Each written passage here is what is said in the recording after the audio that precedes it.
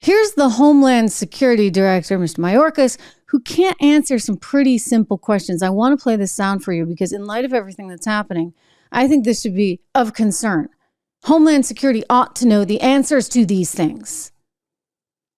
How many people has this administration let in by encountering, processing, dispersing, or that have come in as a known or unknown gotaway? What approximately? I don't need an exact number.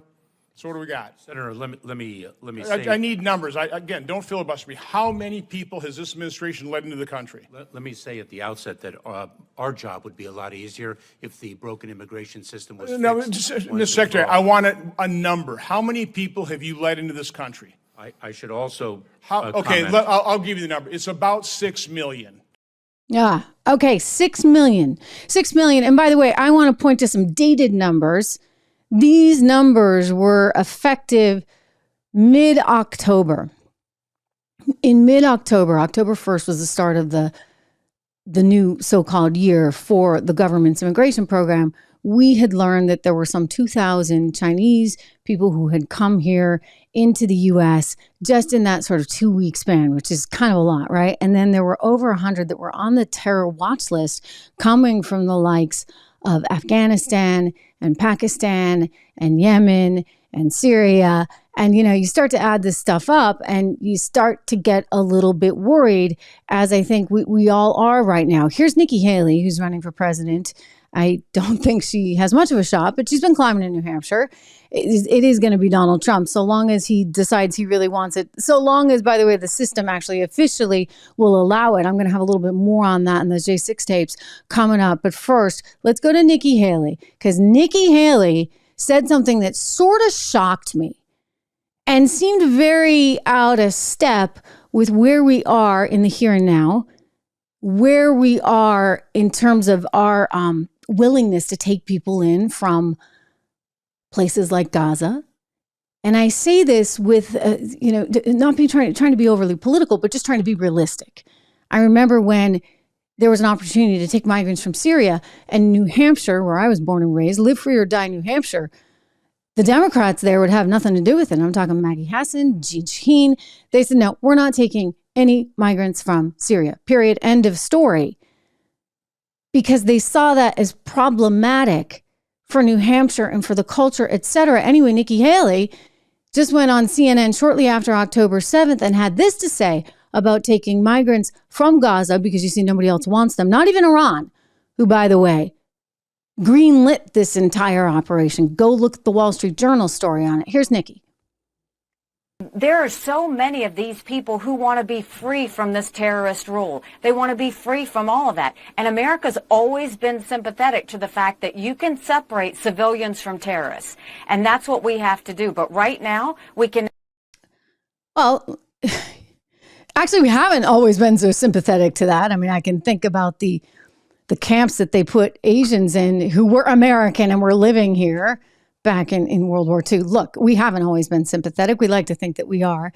I think that sometimes America does what it needs to do, rightly or wrongly, right? And I'm not saying it's necessarily the right thing, but I think from the self-preservation standpoint, the more people like Rashida Tlaib who are out there trying to galvanize the extremists on the left, the more problems you're going to have. I mean, extremism either way, okay? It cuts both ways.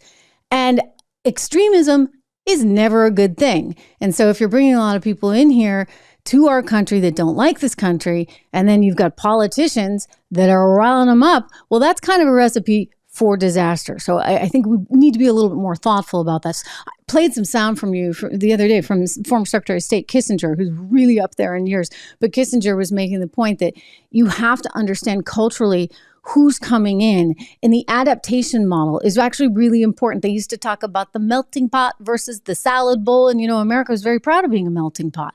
We would take sort of the best of every culture and we would mold it all together and come out with something that was uniquely American. And that is a model by which we stood and we were proud of. And nowadays, unfortunately, it's more the salad bowl, right? Because everybody's doing their own thing. They're all off on their own. It's not even salad bowl. You could call it something else entirely. it's like a bento box, right? Like everything is split up. You're over here. Nothing touches each other. And yet, the elites have established through CRT, ESG, DEI, a system by which we have to show tremendous favoritism to anybody who's over here. It's wacky, guys. It's really, really wacky. And I think has turned America effectively on itself in a way that is not conducive for a harmonious place. And so now we're looking at the sort of after effects, if you would, of all of this right now. And going back to the video, if you have not seen it, going back to some of this footage here, this is tough. You look at what a massive explosion this was. I have the surveillance video I want to show you here. Take a look. This coming to us, and you can see that big explosion. They were driving at an incredible speed right into this. And Fox News, at present, only Fox is reporting this, that it was indeed believed to be a terror attack. The FBI is investigating it. The New York government is involved, as we mentioned. Kathy Hochul, who was off the mark clearly yesterday, trying to gravitate towards other stuff. I mean, this is part of the problem. We have not had our eye on the ball, now have we? I mean, we've been too obsessed with the elementary school parents that are showing up at the school board meeting saying, maybe this kind of material is really not appropriate for my little sixth grader to be reading. And that, as far as the FBI has been concerned, is the big threat.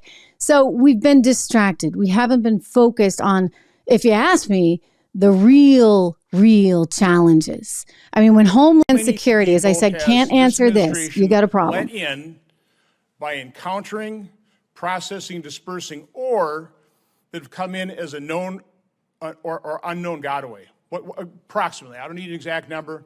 So what do we got? Senator, let me say. I need numbers. Again, don't filibuster me. How many people has this administration led into the country? Let me say at the outset that our job would be a lot easier if the broken immigration system was fixed. Oh, yeah, he wants to fix immigration. By the way, I don't disagree. Let's fix it. Let's fix it. But you ought to know how many people have come in. The answer, as I showed you earlier, is 6 million. 6 million people have come in, and we don't know where they are. So that effectively leaves us in a tremendously vulnerable position. Do you think that happens anywhere else? I mean, good luck. You try going to Australia or New Zealand or Switzerland or China, for that matter.